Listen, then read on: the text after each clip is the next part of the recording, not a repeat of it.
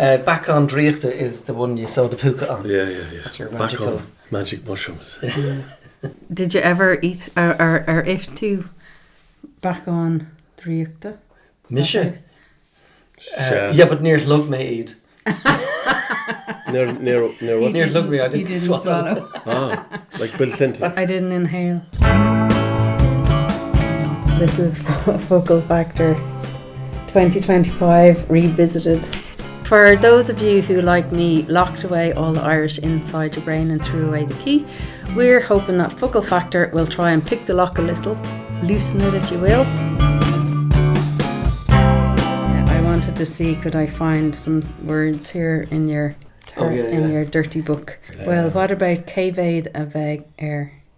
Céivéad a bheith air. How much will it cost? There's an taspag leis an ashtúr. Ashtora. That's funny. You're an ashtor. Did you ever have an aspig say that to you? Rinne me jarmad. Agus an aspag rinne sé jarmad freshen. No, tour leis Gaeilge dom. A Reverend Taspag. Taspach is horny. Is it? Yeah. Taspach. Like showing. Taspon. No, tas as in heat. Fiery Really? heat. So in Reverend Taspach. Oh, Taspach. Rinne sé darmid. Rinne me jarmad. Okay, well on that note, the Vicordia agus fáilte rómh go Focal Factor. Hello and welcome to the first Focal Factor podcast. This is a bilingual show and I'm Banantí Sinéad Dolan agus Múinteoirí. The Híomh Yas, yeah. Múinteoirí Yas. Yes. Tá an Cigre Rossa ÓSnodaigh. Sin Misha. An seo. Agus Múinteoirí Clay. Ashtor. Conna sa darn tú Ashtor is an comedian. actor, Yeah. for sure. For sure. For sure, yeah. For sure, agus Ashtor. John Colleary. We're going to call him Sean. When we address him, we might be changing that to a John. We don't know why, but A Hioin. a John. Yeah. Leis I. Yeah. Because you're saying a Hioin. That's Oh, a John. a Hioin. In that context is O in English. Rinnemuid show Telefís Focal Factor agus bhí sé bilingual quiz. It's very, very much schoolbook Irish, tapping into the nation's brain of everything that they learnt in school and forgotten. So I've shag all Irish myself, so we will... Shag oil. Is that an Irish word? Well, bhí níl mé ag shag oil inis, but tá shag all Irish a gum. Fwack. Neil Fwack a gum. Níl fuac a gum. I have nothing.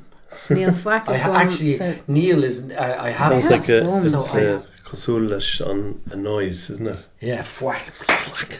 yeah, an yarna an taspog fuac.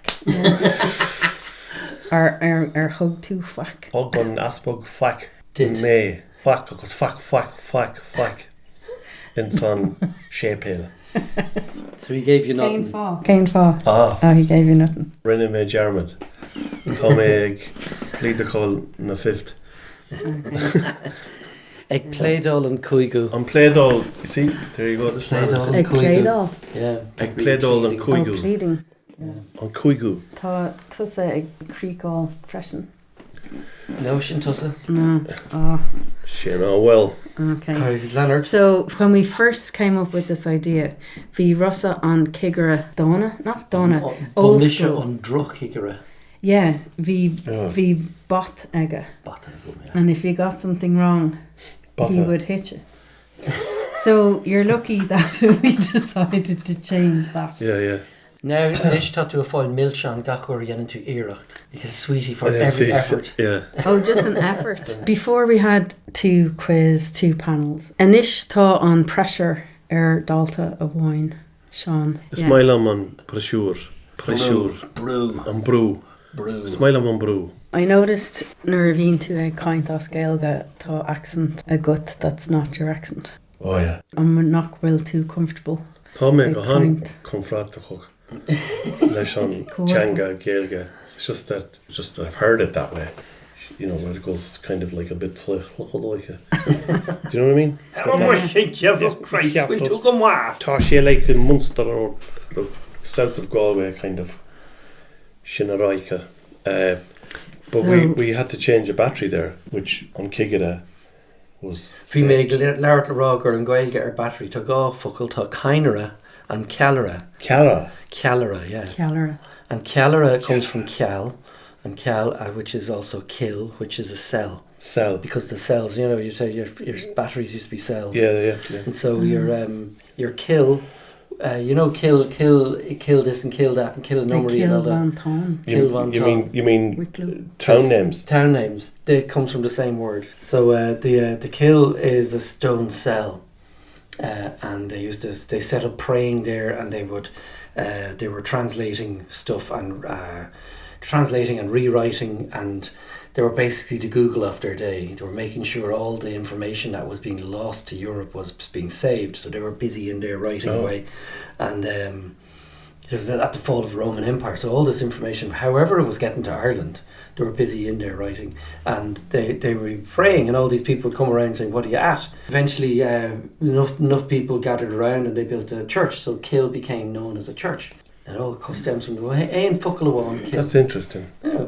Kill Aspel Brown. That's out that Strandhillish ancient little churchy little graveyard. Right. And they did a W.B. Yeats thing out there for his anniversary year. They did a performance out at that place. It's very old. There's a place in Leitrim called Bronach. Yeah. Everyone knows Bronach as in sad, but it doesn't mean that. It means bro is a hand quern. And a hand quern is two little pieces of stone like that. And it was basically a mill. So you could mill wheat or you could mill whatever you wanted.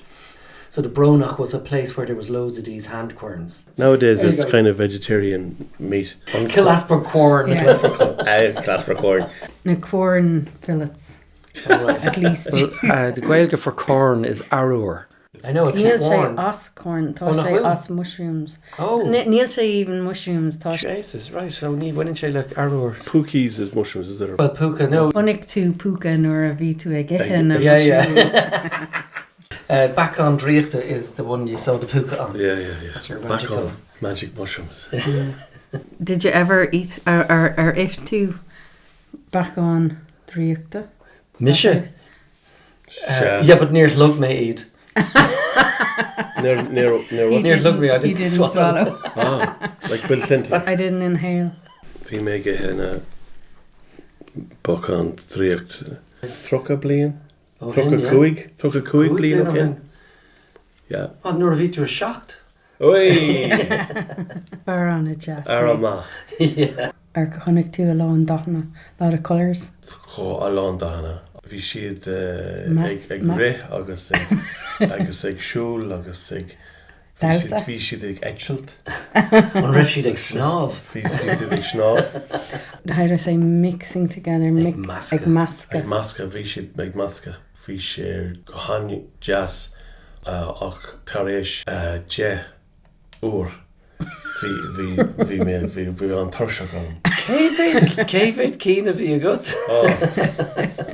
Cúpla céad. Oh, Jesus. An raibh agla ort leis na dachna. Or leis an the whole experience. Bhí agla arm tar éis an úr amháin ar úr a dó. But tar éis úr a dó bhí áthas arm agus tar éis 8 úr bhí náire. Agus ocras. Agus tart. Agus nuair a bhí tú críochnathe an raibh brónart. Bhí fada gom. Bhí na muthachán ar fáda an. A Seanín, which means Little Sean. Mm-hmm. But there's nothing small about this man when it comes to comedy. Tá sé ag Jane of Thirst ar fud na Heron. That's another word that changes because Sean is a Sean ar fud na Heron. So if I said he's touring Éire or Éireann, like why, what? What's going on there? It's really simple to remember. Think of John and Pub. If I said John Pub, you'd kind of go, what are they talking about? Is that a second name? If you said John's Pub, you'd know because the apostrophe S tells you that it's the pub of John. So if you have off in the language, instead of saying fud means all across off the land as such. So you go into the when you have a verb before a noun, the verb changes it to the Tishel Ginadach in the same way John's pub is changed to with the apostrophe S. Okay. Also, the end of Aaron, the N. So that's the genitive form of anything that ends in a vowel. Used to have N at the end as your genitive form because it couldn't take on another vowel, so they added a consonant in. Okay. Consonant, and so you have the Shannon, the river used to be called Shunna, and you go Aon na Shunnin, but then people kind of went, oh, Shunnin is the name. All right, it's Shannon then. Okay, right. And then so now people are saying Aon na Shunnana. They're adding some extra, but it actually was Shunna, and the N was the genitive form of it. So how does Cura Drumaruask go to Carrick on Shannon? So it doesn't. Cura Drumaruask, the Brits called it Carrick on Shannon. Okay. Yeah, because the Rouge comes from the town up the road. Ruski, yeah. Well, Rusk would be like Riask, which is a watery area, like a swamp. Yeah. So Cur is the weir. Drum is your your drumlin. Drum. And Roosh, so it's the weir by the rock where the and Ruski again is another wet area. Yeah, it is. Yeah. So and amazing thing is they started building on the swamp. Yeah. Had they known what the bloody place meant in Irish, they wouldn't have been building where they built. That's interesting. Yeah, because we've all driven past there. Yeah. So gear August. The big for sale sign. It was I have a picture of that. Prime. Yeah, prime land underwater. for sale. Water. Yeah. Now it's just full of stag parties on him. But the place names is very interesting, actually. There's a lot of them. Most of them are topographical, and they're Carrigallen. I do. Now there's a name called Allen, and I remember I wrote to the place names fella in Galway. There's Carrigallen and there's Lucallen, and I was going, are they related? And they were going, no. One is Lucallen after the name, like the name Allen, the name of this guy, and he was one of the O'Rourke's. And I was going, surely Carrigallen then would have been his. No, it's actually written. It's Carrigalling. So you're talking. It was named beautiful. It's a gorgeous rock. Yeah. So you're talking. So okay. nice that they had to name it. Well, it was so nice but the people were romantically disposed to the landscape. They weren't blind to it. Oh wow! So you're kind of going, the Irish. They weren't just hunter gatherers. They kind of took it. They took time. It was like, go up to that gorgeous rock up there. It's amazing up there. And he was saying it's written all the way back down through the place names lore as the gorgeous rock. Wow. Could just, if you ran a festival there, you could just call it the Lovely Rock Festival. Yeah. And have a few bands and then it'd be. And they're not playing hard rock. They're playing heavy lovely rock. Yeah, just lovely rock. Like they have up in Killarney, it's the Hungry Rock. Oh right. That's the name of the rock as you drive up the back from. Carrigook Rock. No, what's that? I don't know why that is. Could it be a famine thing? No, it couldn't be. It's probably The older. It has Hunger to be Rock. older than that. Like maybe it's the English Anglicization of it. Yeah, maybe it was a angry rock. The Hangry Rock. Maybe someone was being hung there. They hung there. There's a place called and it was only in the 90s people started calling it Devil's Chimney, but it was never called Chimney's Chimney. It was Shruganai and Ord. And that's the stream against the height. Yeah. It's absolutely amazing. But someone named it that, having seen similar ones in England, and basically colonised the feckin' name and gave it a completely new name, and suddenly it's known in England. I mean, desperate shit. That's interesting. So we were introducing So we're introducing. Yeah, where were we? So Talmage on seo Talmage on seo chun Gaeilge thuairt amach de thuairt amach as ar ceann mar tá sé istigh ceann na hÉireann kin na hÉireann. Oh yeah. So we've all learned Irish. You spent 14 years probably with it, and ní úsáideann us it because we're probably bastardizing it like I'm doing right now. So Talmage an seo inniu chun Gaeilge Erie to try and speak it. A friele. A friele. That's to try it. To try it. Okay. So we have some ceissanna ditse a cheann Question for me. Fond already. Sean. Seanine. Yeah. Sorry, I've got my... School teacher used to call me that in 3rd and 4th class. So... Once. Seanine. Dúirtlum, tell us, how do we say? Inishdom. Inishdum, faoi do céad lá school. Do you remember your first day at school? I remember má chéad lá sceall bhí sé má breth lá. Má cara breth lá. Ceathrú breth lá. Jera 4, day 1 was aged on my 4th birthday. So bhí me... If you do Anna Hosta. Bhí Anna Hosta. Anna óg, Anna Hosta an seachtain Chicacha. Bhí ma dreithar imethe ar sceall agus bhí me in san chi ag ina cola agus ag ihe na coca millish agus ag all banya. And then a week later Out of bed and into the skell. Running the slow breath. Out you go. Happy birthday, yeah. So yeah. Agus an raibh tú ag gol an raibh tú ag cuine. Yeah, bhí me ag gol, bhí me ag Cóhfuil cuine. na cóca. Bhí me ag cuine agus ní éon cóca agam. Agus the Múinteoirí bhí si ban Das? Duracha. Duracha sa cricken, no Duracha sa ninting. Duracha san inting. Right. Not sa cricken. Duracha agus sean ban Duracha. Oh no. Sean ban Duracha agus sean ban farag. Faragach. Sean ban faragach. Níor sí cosúla de whammy. Bhí sé gohan de friúil. And meanwhile, bhí óámi sa teach ag dása agus ag ihe na cóca millish. Cóca millish agus ag éiste do disco. Oh yeah. Yeah, so very farag, very, very horrible woman. Wow. And she was about, she was in her 60s. And she was, I think she retired at the end of that year. She was gone. But she was... Yenshi and Demoshta. Yeah, she was very... She did the damage. Yeah. She ro Krista agus ro Ian.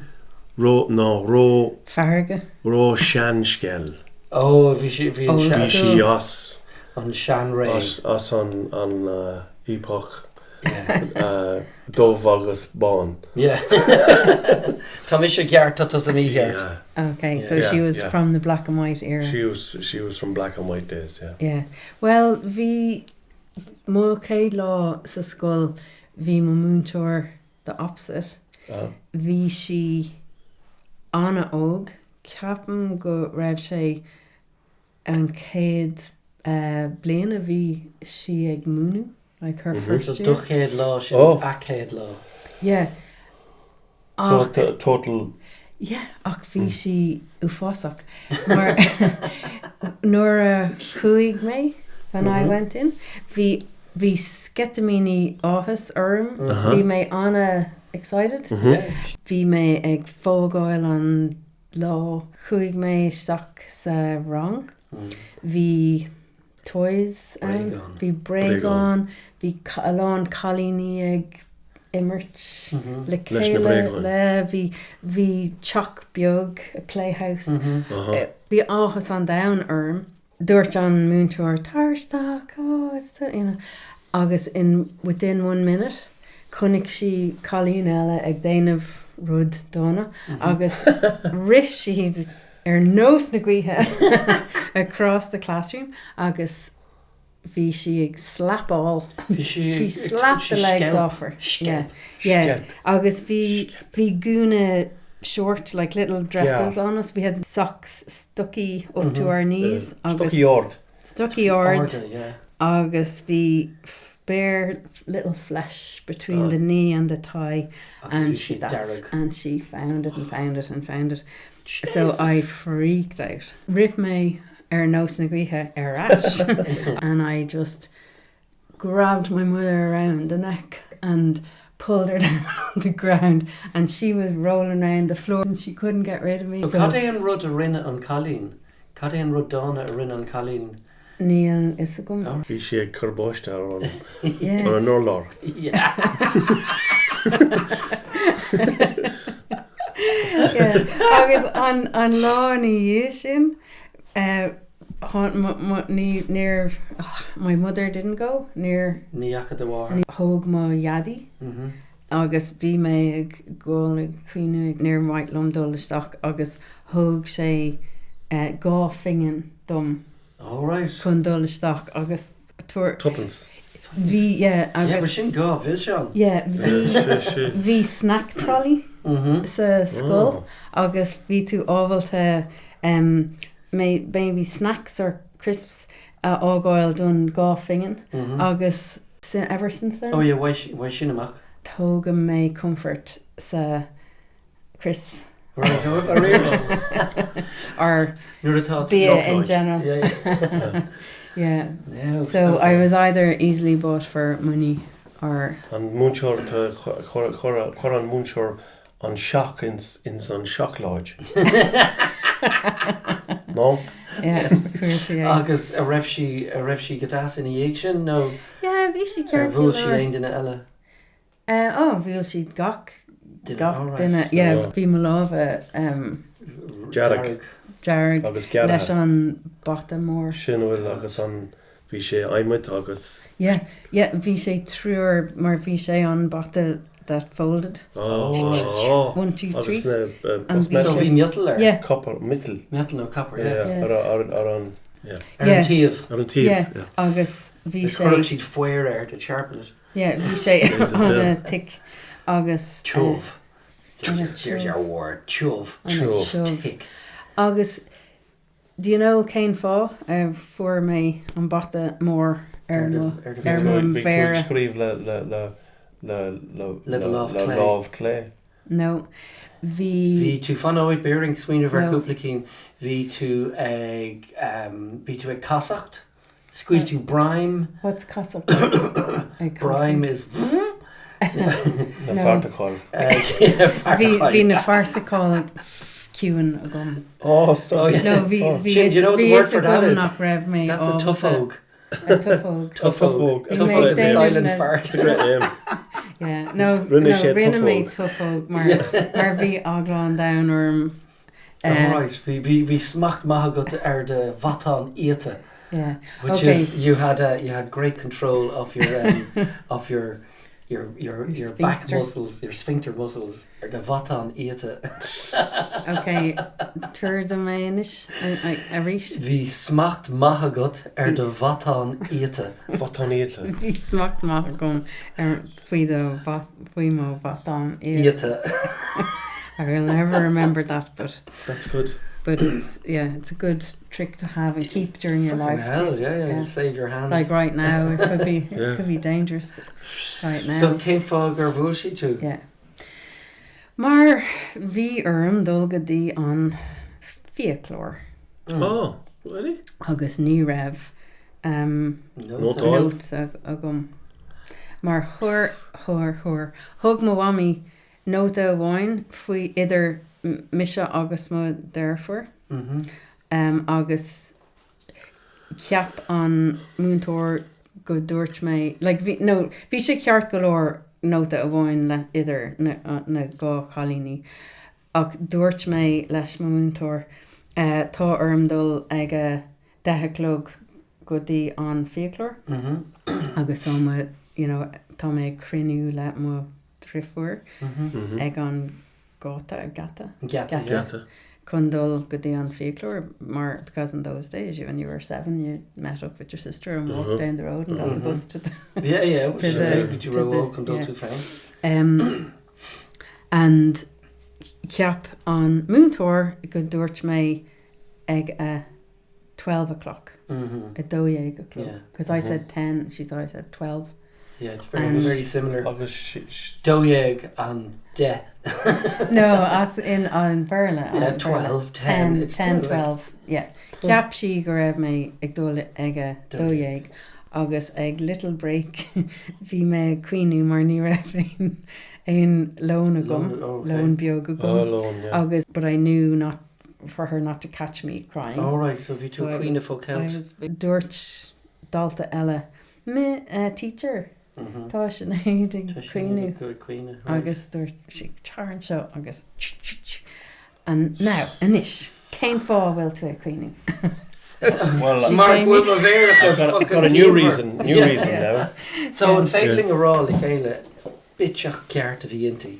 Bitse ceart. Yeah, she was a right bitch. Bitch ceart. ceart a bhí inti. Ceart, that's Yeah. right, yeah.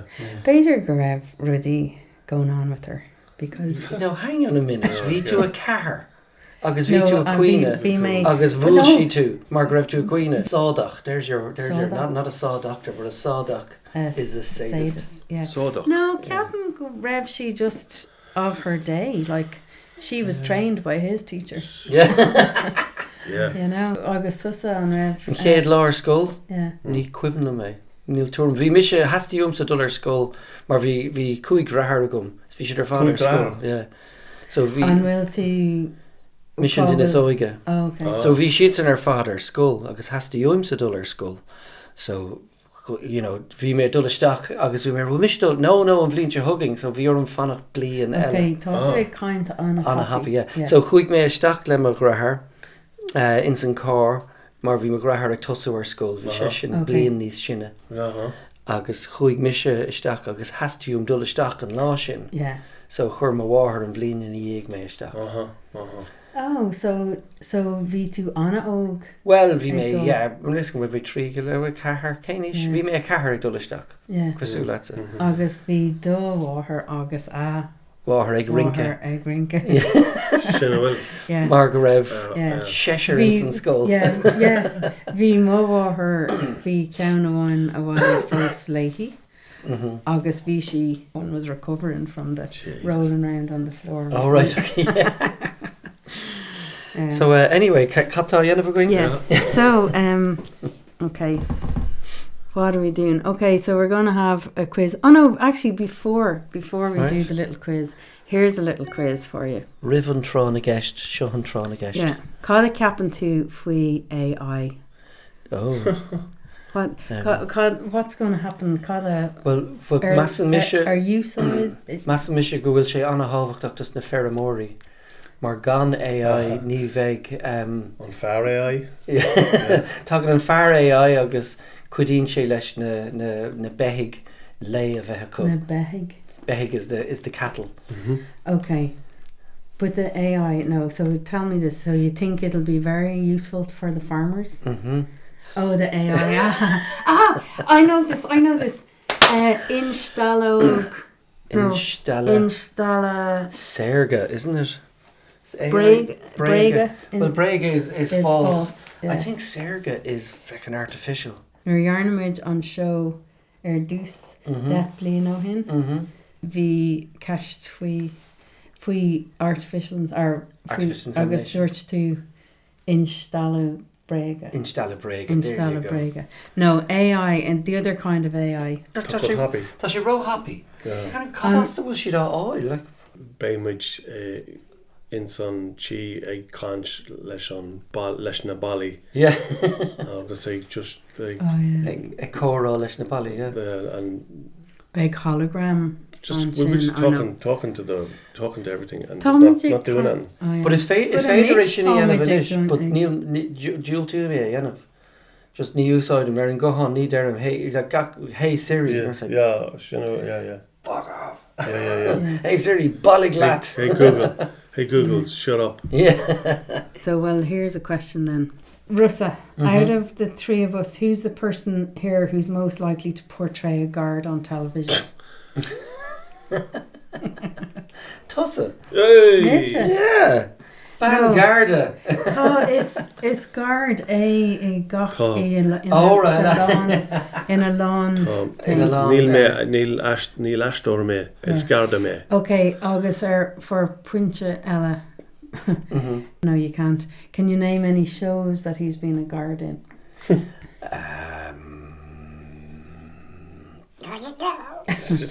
Okay. That's good, well, I could get a few points there. Yeah. Well, this is all I know. You can correct me.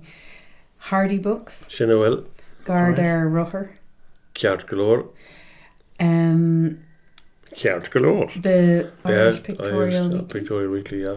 Vítas a guard sa Yeah. Cúnig mé guard le cupán té san ifig. Agus Béidir an Savagei. Oh, It's guard, absolutely. Guard, it's guard. Did you ever receive a promotion? No. Okay. No, actually, I was in Irish Pictorial. I did play a top brass type uniform Garda as well, and I was mé guard I cúpla scanán Country Garda Patrol. Oh, really? Cúpla scanán agus bhí mé Garda I truair. What's a century? Century? Century, like I was in 3 different centuries. Oh, a 3 chéad exú. 3 chéad exú. I portrayed guards in 3 different centuries. So is 21st, obviously, for all the sketch work. I was a 20th century Garda in a Jimmy's Hall, the movie out at Leitrim, 10 or 12 years ago, and I was a copper in a 19th century thing about Charles Dickens, the man who invented Christmas. Oh, so you're a peeler? I was a peeler in London, yeah. Okay. Jesus. So it's a copper all over the place. Agus will Garda in St Coolra? No. Well, I asked AI. Will. All right. To generate a picture of John Colleary as a guard, and this is what I got. You're teaching a husband. That's not for real. You didn't that. Look, John Colleary. That's why I gave you promotion, Sergeant. Oh God, I'm looking well. So describe that picture. What can you see in that picture? As Gaeilge. As Gaeilge tá ban flahúil in son. Dahul, you mean? Dahul Flahúil. Is generous, is it? I just noticed is this a band gone avec? Gruig, long, Gruig, blonde, Fionn, agus son. I was just thinking about Gardaí, like we're putting the AI into Gardaí. That's at the end of the word, it's Gardaí, isn't it? But the Canada Shin. Yeah, upside down. It's left-handed. Look at the hands. Look at the fingers. Though. Oh right, yeah. She job maher na hungry. No, they're they're a bit. She's AI. She's the product, isn't it? Agus nor a chuirmé Rossa ÓSnodaigh musician. No, like nor a chuirmé Rossa ÓSnodaigh. Fake. Margarda. Go on. No. How beautiful is that? Shunnock. Yeah. Níl sé seannach tá sé wolf, no? Oh, Mactira. Cuchulainn. Yeah. So I don't know if I believe AI. Ní féidir if but when I put in Rossa ÓSnodaigh musician. This is what I got. This is yourself now, is it? No, when I put in Rossa ÓSnodaigh musician. Touch Gasula Saoirse Ronan a bit. Like this is what I got. So it's like it just shows to go, doesn't it? So can you describe that, Gaeilge? Well, Colleen le Gruig Intach Fionn. It's Bon Colleen Og Isha Fihe le Biola Darga agus Suile Glossa tá si cachav Guna Arigid agus tá Umnachi Darga ke. Tá si tá guitar, shan guitar ke. Agus tá Múinteoirí. Sinéad, here's the headlines in the note. Rossa ÓSnodaigh is now Taylor Swift. Tá Gruig a Gulan. Well, they got that bit right. Okay. Slán Foley, Mary Lat, das Bula Lat. Slán Lat. Beidir Major Rash Town, another town. Town Ella. Tom Ella. Yeah, on Rev Cota Earth. Not Quill Cota Earth. Cain Nearly Cota Erm. I don't think any of that. Yeah, okay. Bye. Well, will we just stop then? I suppose, yeah. Since we've only our just student has gone. And we've only just done the introduction. And we didn't even ask any questions. Okay. Dunno. Does this mean I have to listen back to it and edit it? Not my job. Okay. Well, Sinéad chuir de Gaeilge táid críochna inis le focail factor den iver a trí an chéad ceann an... An céad pud creaalta. Céad ceann mar pod creile, yeah. But ever 3. We started Hussig much. Hussí mar, yeah. Hussí mar maybe 15 years ago. Yeah, quickly day go in. Agus bhí ceann eile 10 bliana ó hin. Agus so gach cuaig bliana. So gach. No, we're doubling. So we did one, and then 5 years later we did number 2, and then 10 years later we did number 3. So again, fiche so number 4 will be out in 20 years. So my Haimid O'Haven Fibonacci series then would fiche blian and some big ceann eile going again dahat blian. Yeah. Agus some big we'll be again we'll truck be there. blian We'll and then beg me tomorrow, so we won't have to worry. You could call it days instead. Okay. No, beg me de rash. Agus not never the shocked in the Gaeilge, eh? Oh yeah. Ní ná bach le shock na Gaeilge. Yeah, I know, but just It's might lin for blian na Gaeilge. No? You're now you're talking. Sinéad blian na Gaeilge gach blian. Gur maith gut yeah. Rossa agus Sean. Agus a John, a John. Katarina an ban taobh here than camera. Ach ní begmid ag fécant ar ring. Erin féin, no. No, but we have cameras just in case. Agla na hagla. Támuid sa Sligo Northside Community Centre. Buchas low. Gurma, what the fuck am I saying? You do it because I can't speak Gur Irish. mahagi a chuir de Gaeilge masha bing with a rash a rish galua again shachtan no again kaikish no again tree hatten ach bing with a rash and so le Sinéad agus le Sean agus me hain Rossa ÓSnodaigh Ganari live gadin chéad bog tell us law. Yeah, what he said. Yeah. Bye.